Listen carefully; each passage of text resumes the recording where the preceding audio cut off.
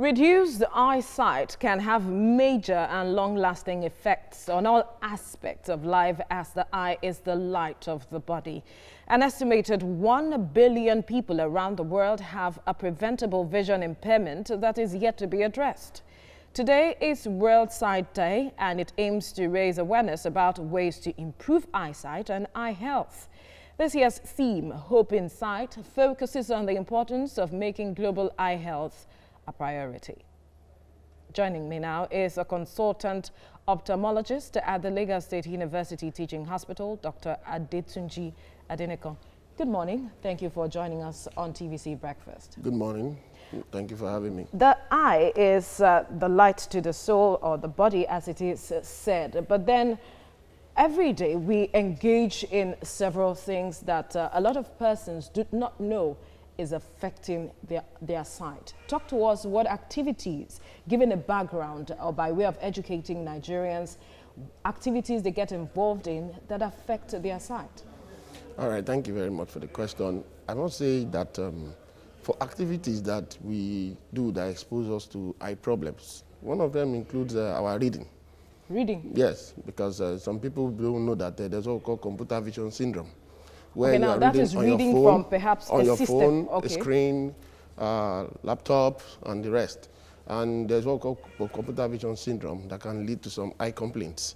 And also, if you have what we call uncorrected refractive errors, you'll be having difficulty to do the reading, and you want to continue to compensate for that. That can also cause more problem for someone.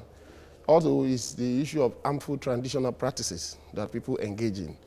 Like people using breast milk to put into the eyes, people use urine to put in the eyes, people put alum in the eyes, people put all sorts of things in their eyes, especially when they have complaints. These are some of the harmful traditional practices that we talk about. And the issue of allergies is also there because of the environment we are.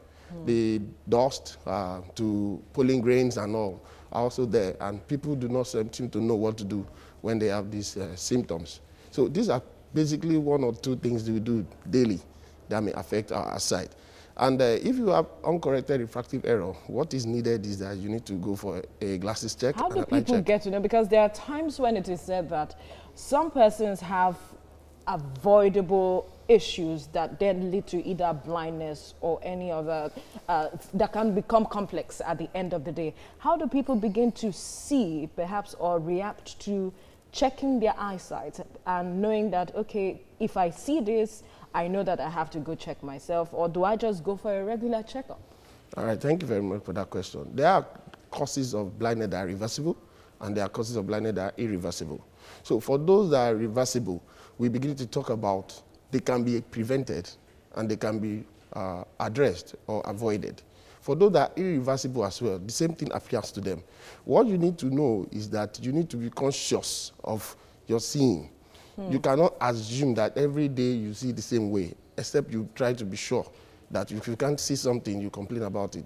The other part is that people should know that screening is key. Screening is key. Even when you don't have complaint, for example, for somebody who has glaucoma, you will not know that something is happening to your vision until about 70% of the nerve fibers are gone. Why? Why Probably is that? that's when because it is symptomless.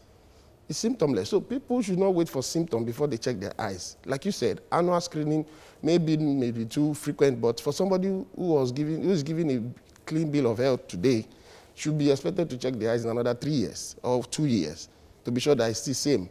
And if something is discovered, it will be addressed based on what the cause is. Does age affect the sight? Very well. Age is the most important, one of the most important non-modifiable factors that affect. Even our race here shows that we are exposed to some diseases compared to the white, although they have theirs as well. But at the same time, aging itself is a process that predisposes you to some eye problems. And if we linger enough, you will get some eye problems. What are these eye problems that... Majorly, you can have what we call cataract, which is known from 50 years and above. You can have what we call age-related macular degeneration. This comes up from about 65, 70 in the most climes. You can have, even for someone who has presbyopia, that's the need glasses. Your need to require glasses to be able to read is one of the, from 40 years of age. the accommodative component of power of the eyes reduces. Then it makes it difficult for you to be able to see a near work. And you will have to start extending your screen or whatever you are reading further from you to be able to focus on your retina. And that means that the ability of the lens to change the shape, the ciliary muscle to contract is reducing because of aging changes. And that will require check.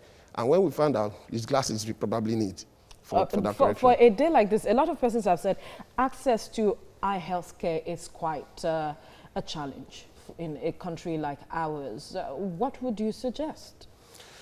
The truth is that universal health coverage is key to making sure that everybody has access to it. Health care is available and affordable, as the case is. But what we seem not to be doing, that the world has realized that eye health needs to be keyed into that universal health coverage. And it has to be specific and holistic. Now we are talking about integrated, people-centered eye care, where the need of the people determines how you center an eye care. And it has to be, I would like to put it all-encompassing. If you go to an eye clinic today and you need a further check on another aspect of the eye, you might find out that that service is not readily available in the same place. And that's what we are saying. It has to be available.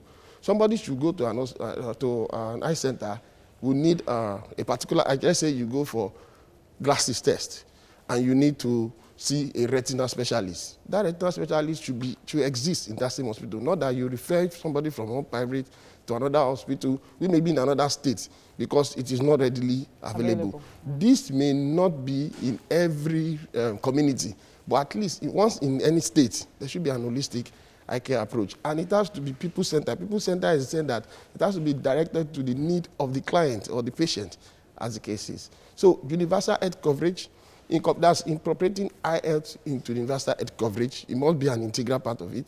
And to also make sure we adopt the policy of integrated, people-centered eye care, that's IPCC. That is what we are talking about now, according to WHO. All right, Dr. Adenekan, thank you so much for your time. Ensuring regular care as an individual now.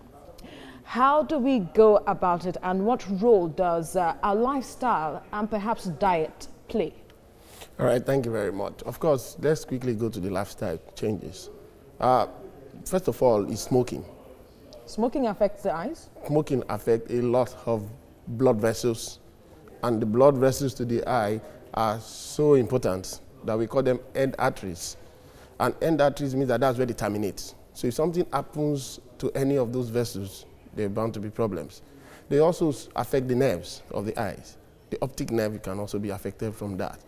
Majority of some of these diseases that we talk about, diabetes, hypertension, including sickle cell, though smoking has nothing to do with that, are things that can affect the eyes and lead to blindness. So when you talk about lifestyle changes, smoking is a very important thing that needs to be stopped. And when you talk about diet, of course, what is expected is that everybody should eat balanced diet. And when we say balanced diet, people may not understand it, but you must have all the basic nutrients that you need to be in your meal. And if you don't, there are supplements that need to be taken. And these supplements are not just haphazard. They are specific dosage and regimen that needs to be used.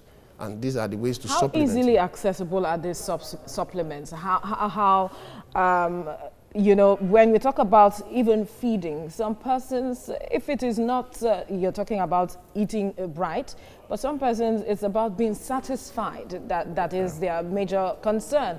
They talk about quantity instead of quality. We need you to break that down for people to really understand. For the eye to function, we need a lot of vitamins, like vitamin A. That's one of the most important vitamins that is needed. And you can get this in red pepper. Of course, everybody needs pepper. You can get this in palm oil.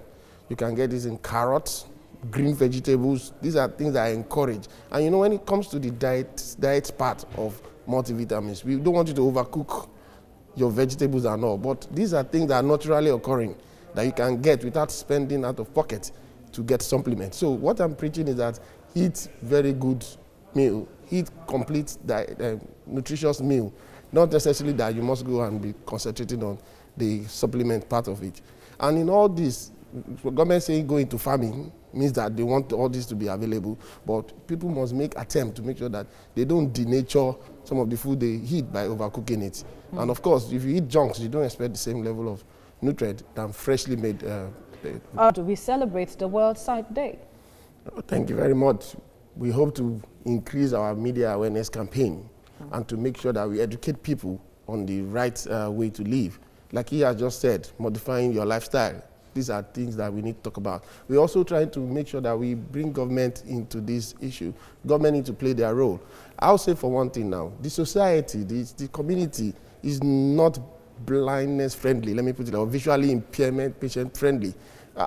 You can't guarantee that a blind patient can walk on, or a blind individual can walk on our roads without having issues.